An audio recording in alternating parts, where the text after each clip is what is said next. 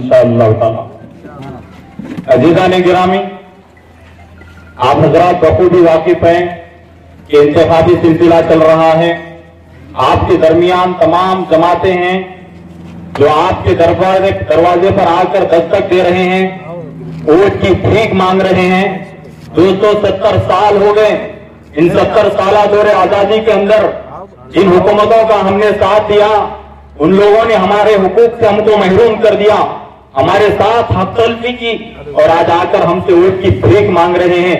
तो दूसरी तरफ मजलिस इत्तेहादुल मुस्लिमीन के नुमाइंदे आपके दरमियान मौजूद हैं जो आपके लिए हक की आवाज बनकर असेंबली में 112 एमएलए के दरमियान आपकी तायद करते हैं और आपके इंसाफ के लिए लड़ते हैं। नौजवानों, फैसला ये आपको करना है कि आपके दरमियान वो जालिम और फिरका परस्त ताकतें भी है और आपके दरमियान आपकी आवाज बनकर आपके लिए जिद्दोजहद करने वाले एमएलए, आपके लिए जिद्दोजहद करने वाला हमारा एमपी जो एक होकर 550 के दरमियान हमारी शरीयत की हिफाजत के लिए जिद्दोजहद करता है। दोस्तों, ये आपकी जिम्मेदारी है कि आप उन जालिम ताकतों को जिताएंगे या हमारे मजलिस इत्तेहादुल मुस्लिमीन के कारकुनों को जिताएंगे जो आपके दरमियान अपनी जिम्मेदारी समझकर अपने हक को निभाते आ रहे हैं। अजीज़ान गिरामी, मैं आज आपके दरमियान वोट की भीख मांगने के लिए नहीं आया हूं।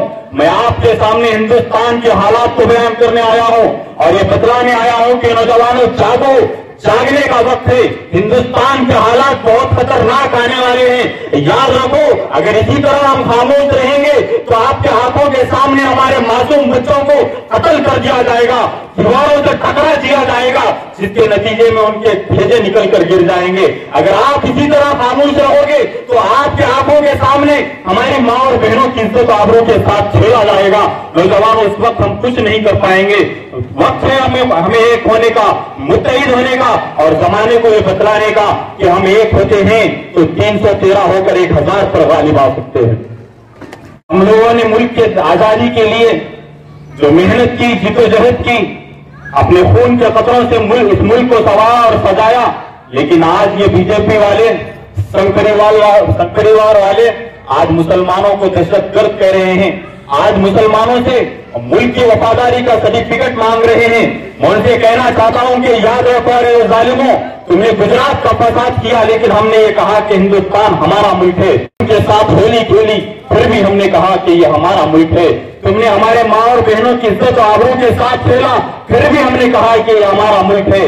तुमने हमारे शरीयत पर डाका डाला, फिर भी हमने कहा कि ये हमारा मुल्क है।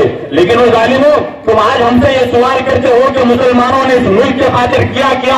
मैं तुमसे सवाल करता हूं, बताओ तुमने इस मुल्क के लिए क्या किया। मैं बतलाना चाहता हूं कि हमने इस मुल्क के लिए क्या किया।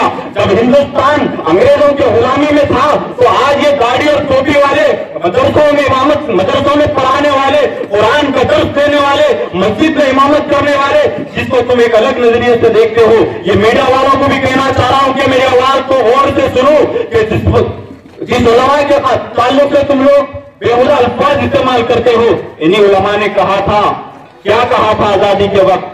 उलमा ने कहा था, एक फतवा दिया था। आज मीडिया वाले फतवे के पीछे पड़े हुए हैं। फतवा फतवा फतवा फतवा किसको कहते हैं? फतवा नाम है इस लफ्ज का जो हमारे उलमा एक बार देते हैं तो फिर उससे फिरते नहीं।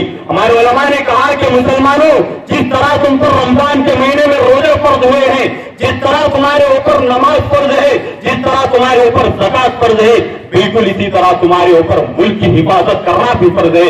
इसी तरह मुल्क के लिए जिद्दोजहद करना भी फर्ज है। अजीज दोस्तों, हम लोगों ने मुल्क के लिए अपनी जानों को लुटा दिया, लेकिन आज ये जालिम लोग, फिरका परस्त लोग आज हमसे मुल्क की वफादारी का सबूत मांगते हैं। आज कहते हैं कि मुसलमान अपने मुल्क से वफादारी का सबूत पेश करें। मैं कह देना चाहता हूं कि हमें इस मुल्क से मोहब्बत थी, मोहब्बत है और मोहब्बत रहेगी। हम जो बात कहते हैं, जिस पार्टी के लोग मजलिस इत्तेहादुल मुस्लिमीन से ये कह रहे हैं कि साथ होकर क्या मुकाबला करेंगे, साथ होकर क्या मुकाबला करेंगे, मैं उनसे कहना चाहता हूं कि याद रख लो, हम उस नबी की उम्मत में से हैं जिस नबी ने 313 को 1000 के लश्कर में छोड़ा। आसमान गवाह है, जमीन गवाह है। 313 ने वो तारीख कायम कर दी कि आज भी दुनिया याद करती है। अल्हम्दुलिल्लाह मजलिस के ये साथ हैं, लेकिन इंशाअल्लाह ताला 112 पर भारी होकर रहेंगे। मजलिस का एक एमपी नहीं, लेकिन 550 पर भारी होकर रहेगा इंशाअल्लाह ताला।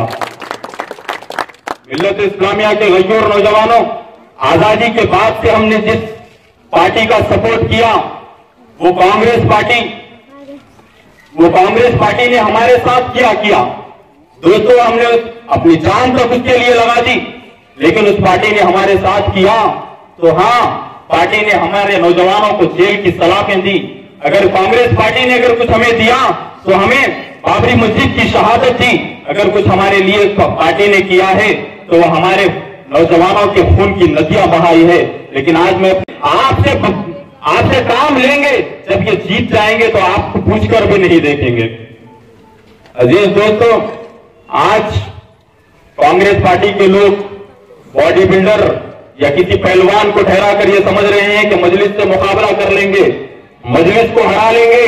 मैं कहना चाह रहा हूं कि अरे बाबा, ये बॉडी बिल्डर, ये पहलवान की तो दूर की बात हो गई।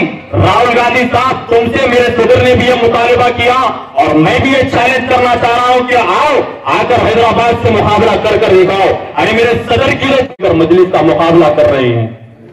राहुल गांधी साहब आइए, आप हैदराबाद आइए, आप ठहरिए यहां से और आपके बाबू को भी बुला लीजिए और वो भी आकर अगर कैनवेसिंग कर लेंगे तो इंशाअल्लाह ताला एमएलए के दूर की बात, हमारे एमपी के तो दूर की बात, एक कारपोरेटर को लाना मुश्किल है तुम्हारे लिए।